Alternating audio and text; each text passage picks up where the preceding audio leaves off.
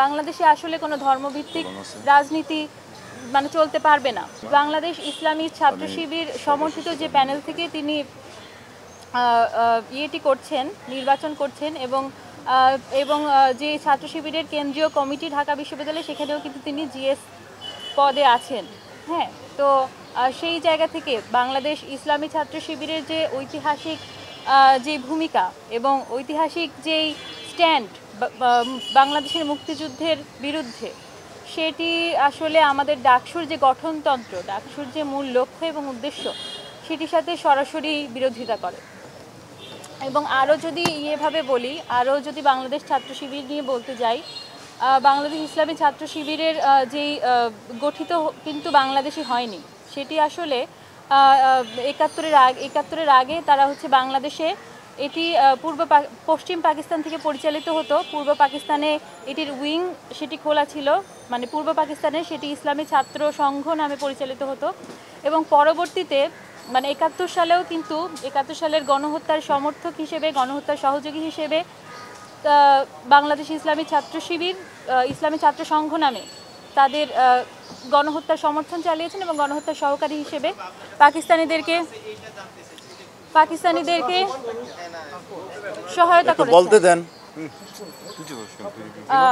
সহায়তা করেছেন। তো এই ঐতিহাসিক স্ট্যান্ড থেকে এবং পরবর্তীতে যদি বলি, ইসলামী ছাত্র সংঘ পরবর্তীতে ইসলামী ছাত্র শিবির নামে স্বাধীন বাংলাদেশে রাজনীতি করা শুরু করে। কিন্তু ৭২-এর সংবিধান অনুযায়ী বাংলাদেশে আসলে কোনো ধর্মভিত্তিক রাজনীতি মানে চলতে পারবে না, সেটি বলা আছে। তো যাই হোক, আমরা এস.এম. ফরহাদের বিষয়ে যেই আমার বক্তব্যগুলি তুলে ধরেছি, সেটির প্রথম বক্তব্যটা হচ্ছে ডাকসুর গঠনতন্ত্রের যেই লক্ষ্য এবং উদ্দেশ্য, সেটি অন্যতম একটি গুরুত্বপূর্ণ পয়েন্ট। এবং অন্য যেটি আছে সেটি হচ্ছে এস.এম. ফরহাদ, তিনি যেখানে পড়াশোনা করেন, গবেষণা এবং সমাজ কল্যাণ ইনস্টিটিউট, সেখানের যে ছাত্রলীগের পদ ছিল, ছাত্রলীগের কমিটি ছিল, সেখানে তিনি কিন্তু যুগ্ম সাধারণ সম্পাদক হিসেবে সেই কমিটিতে বহাল ছিলেন। এবং জুলাইয়ের আগে এবং জুলাই পরবর্তী সময়ে তার কাছ থেকে আমরা কিন্তু কোনো পদত্যাগপত্র বা কোনো ধরনের প্রুফ আমরা পাইনি যে তিনি আসলে এই সংগঠনটিতে আর বিলং করেন না।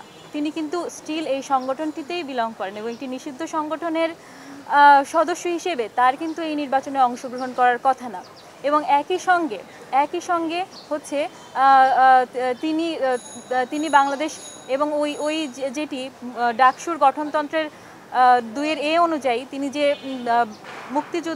মুক্তিযুদ্ধকে ধারণ করেন না, তার সাংগঠনিক পদ অনুযায়ী তিনি যে বাংলাদেশ ইসলামী ছাত্র শিবিরের সাধারণ সম্পাদক হিসেবে আছেন, সেই অনুযায়ী তিনি আসলে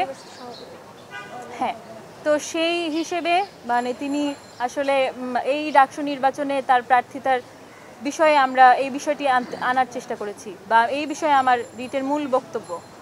এবং আরও একটি বিষয় যদি বলি, আমি হচ্ছি এই প্যানেলে মুক্তিযুদ্ধ এবং গণতান্ত্রিক আন্দোলন সম্পাদক পদে প্রার্থিতা করছি। তো সেই স্ট্যান্ড থেকে, সেই কমিটমেন্ট থেকে আমার মনে হয়েছে এই বিষয়টি আসলে মুক্তিযুদ্ধের স্পিরিটকে যদি আমরা ধারণ করি, মুক্তিযুদ্ধের বক্তব্যকে এবং এর মূল মন্ত্রকে যদি আমরা সমুন্নত রাখতে যাই, তাহলে এই বিষয়টিও আসলে আমাদের প্রত্যেকের কনসার্নে থাকা উচিত।